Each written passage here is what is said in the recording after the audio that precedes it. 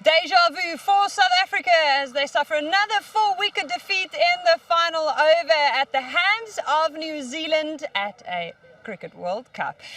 This is the review.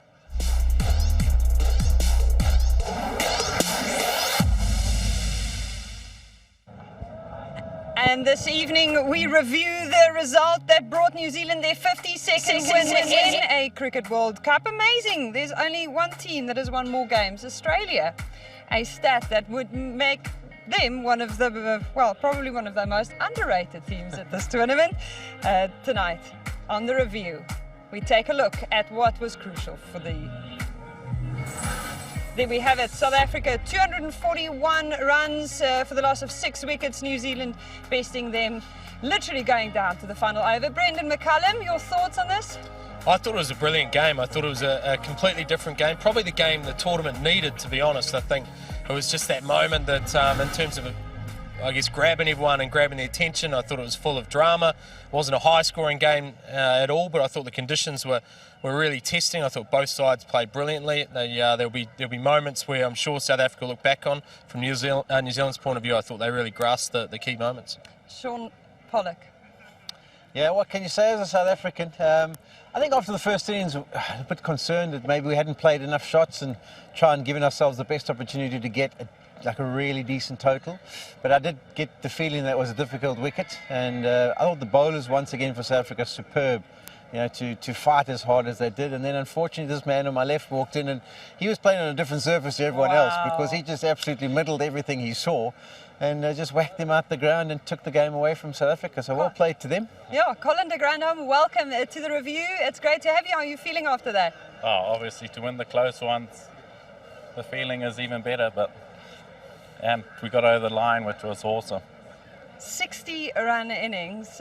Did you this morning wake up having a feeling about today maybe turning out this way? Well, to be fair, when I played at this ground, I haven't really bowled more of a batsman, so I did feel confident coming here, and luckily it came off today. You got some balls to swing though when you were up front. You got that ball to shape through the air, a couple of balls beating the outside edge. Yeah, it seems to, when it gets a bit colder here, it seems to swing a bit, even for your bowlers it did. Yeah. What about in terms of your bowling, how that can then transfer into your batting? You've got good 10 overs under your belt, you've been feeling good about yourself. Did that then allow you to feel a bit confidence going into your batting? Oh, not when we'll fall down, but not many. But I just try to watch the ball as hard as I can and just enjoy it out there with Kane. You make it sound very simple, but it almost seems like you did have a bit more of a plan, because I think it was the first or second delivery you hammered away for 4. And it wasn't long after that you played another big shot. So was it just a mindset? And I know maybe you weren't thinking about it too, but in your mindset, I'm going to try and be as positive as I possibly can be, or was that an instruction you got? No, definitely. That's probably how I play. I'm more of a positive player, and that was probably a good situation for me to come out in. Well done. Kane Williamson, another player who put in probably one of the performances of the tournament. Oh, look, you run out of words to describe Kane Williamson. I think, he's still so young in age, but he is just a tremendous human being, first and foremost, a fantastic leader, and just, he is a genius cricketer. And again, to do it under such pressure, he just absorbed all that pressure and he delivered on the biggest stage. What more can you say about it? In terms of South Africa's bowling attack, Shaun, when they look back on this, what will be the things that they might pinpoint and go, oh, we should have maybe done that differently? I think it's always hard for us to judge from up there, but it didn't seem like it was an easy surface. I suppose you go back to things like there's a few half chances maybe you could have taken, an appeal that could have gone upstairs and been reviewed. But I think the bowlers throughout this tournament have done pretty well. I think if responsibility has to be put at the door of someone, I think the batsmen have really got to stand up and say, listen, we probably didn't get enough. It was a competitive score, but I think a 260, 275 would have been the score that you could have definitely defended. So, Colin, just finally before we let you go, I just want to get a feel from you in terms of what this win means for New Zealand. I read some of the Kiwi press kind of saying that you guys haven't scored a meaningful enough win perhaps until now. This has been a match that you guys have had to certainly work hard for that result. Definitely in this World Cup that we're playing at the moment, you have to win as many games, because none of the games you're playing are easy, especially in the new format that's going on. So I think it's a good structure this year. And how easy is it to sit for 11 days without a game of cricket? You know, cricketers like sitting down. Okay, well, thank you so much, Colin, for joining us. It was great to get your thoughts on it, and good luck with the rest of the tournament. Thank you. Well played, well done. Okay, well, Shaun, we asked people on Twitter for questions. Raghav wants to know, with the condition changing frequently due to the weather, how should a bowler prepare himself mentally and physically, particularly considering what we saw here today? I think one-day cricket's all about adaptability. You can have that initial game plan in place and you try and implement it when you come on and have your opportunity to bowl, but you've got to adapt to who's in, what you've actually found the conditions are doing, whether the ball's swinging, whether it's not, what your captain wants from you. So there's a lot of things you've got to tee up and try and put right into the equation. As I say, I think from a South African side, I think even New Zealand, I think they were superb. They did what they had to do on a surface that offered them a little bit. So one of the moments of the match that I know had everyone talking on Twitter was Martin Guptill's hit wicket. Was that perhaps one of the momentum shifters of the day?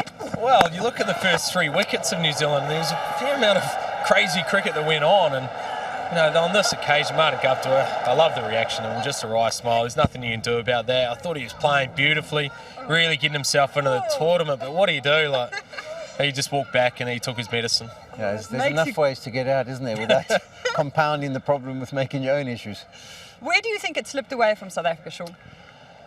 I think at the start, we talked about intent. Yes, we didn't have guys in form, but I think if you lay a bit more of try a few things, run down the wicket to the spinner, try and put de Grandhomme under pressure. I mean, just allow him to bowl his 10 overs. It was probably where they could have missed a trick, trying to put New Zealand a bit more pressure. I thought they finished off well. Van der Dussen, good again. I mean, he's been so good and he's only played 12 innings at this international one-day level.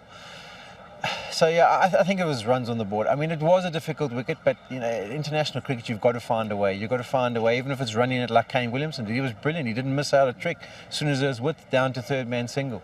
So I think that's where they missed it. They tried hard in the field, and I suppose you always look back for one opportunity. I think if you had got Williamson out, that pressure situation going into the last 5 or 6 overs, I think that could have been a turning point.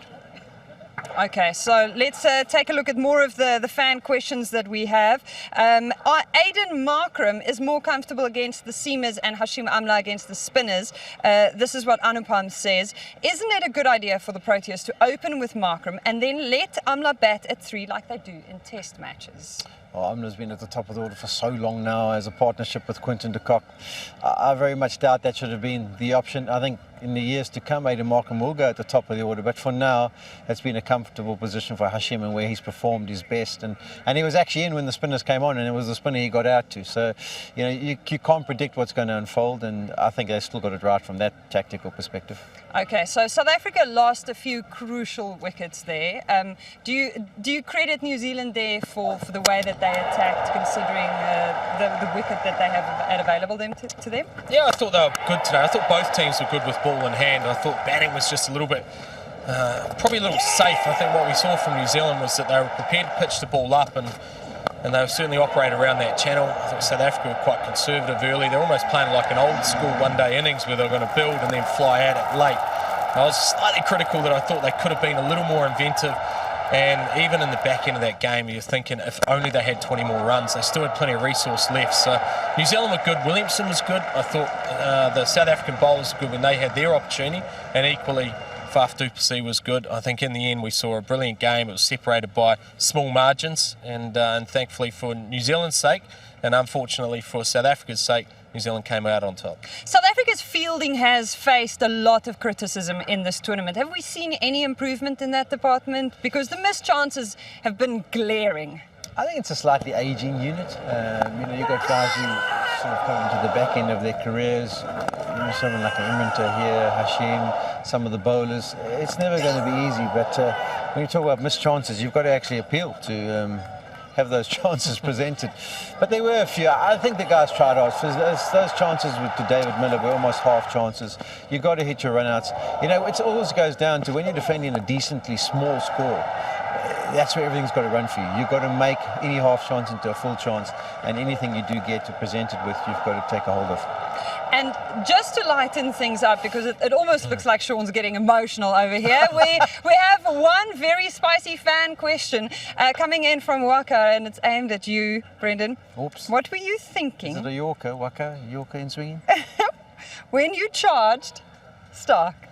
I was thinking I was going to try and smack him out of the MCG. That's what I was thinking, but quite clearly it didn't work. And he bowled 3 fantastic deliveries at me that day in that World Cup final. But look, history is history. You can't change any of that, and he was too good for me on the day, so you got to just tip your cap and move on. And that's pretty much what South Africa's got to do here. It's rough going into the rest of this tournament, though, considering... It is, but today I saw some signs of where South Africa can improve, and I thought they weren't far away. I thought, you know, that if they have had... They've also had a few injuries, and I think that can really throw you when you get to a World Cup. But they were close today. They didn't quite get the job done, and now on the points table, it looks pretty dire for them. They've got to hold their heads up high. They've got to find leader in Faf du Plessis and try and salvage something out of the next few games. Okay, well, there you have it. New Zealand back at the points table. 5 matches played, 4 of those won. They are still unbeaten because the other one, of course, was a rained-off encounter. And they have a lot of confidence, I'm sure, gained from this result. Make sure that you keep following at ICC at Cricket World Cup. Use the hashtag CWC19. We'll bring you the inside scoop on everything at Cricket World Cup. Thank you so much for joining us, both of you gentlemen, from a beautiful evening here in Birmingham at the end of first of 5 matches to be played at this venue at Edgbaston. We bid you good night. We're really excited. We've prepped well. They're a massive threat. There's been a lot of rain overnight. Hopefully we'll get some cricket at some stage. You should call me before I go. Edgbaston is a splendid venue. There's a great atmosphere out there.